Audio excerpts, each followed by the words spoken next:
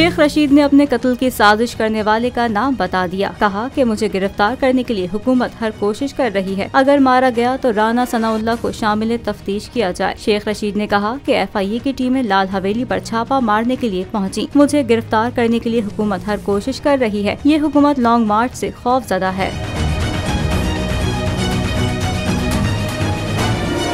साबिक वजीर दाखिला ने कहा कि पूरी कौम इमरान खान के साथ खड़ी है। रावलपिंडी की आवाम इमरान खान के साथ बाहर निकलेगी। लॉन्ग मार्च से हुकूमत की कांपे टांग रही हैं। ये मुझे गिरफ्तार करना चाहते हैं। उम्मीद है हाई कोर्ट से जमानत हो जाएगी। सरबरा अवामी मुस्लिम लीग का कहना था कि अमनो कानून के साथ मार्च में इमरान खान के साथ हैं और सियासत भी इमरान खान के साथ है। मैं डरता नहीं हूँ, बड़ी जेलें देखी हुई हैं। जेलों से तहरीकें नहीं रुकती। ये जो छोटे घरों से निकल कर इस्लामाबाद आए हैं, उनका सियासी मुँह काला होगा।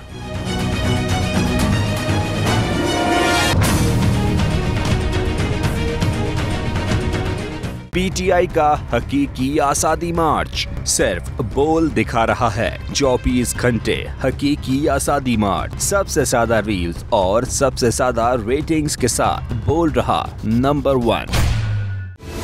सबसे बड़ी कवरेज, सबसे बड़े पैनलिस्ट, हमने तो बड़ी PMLN के वार सहे, वो भी बिला वजह। सबसे ज्यादा रिपोर्टर्स। इलेक्शन कमीशन की जानिब से कोई इंतजाम इतने अच्छे तरीके से नहीं किए गए। बोल की रिवायत, सबसे पहला नतीजा।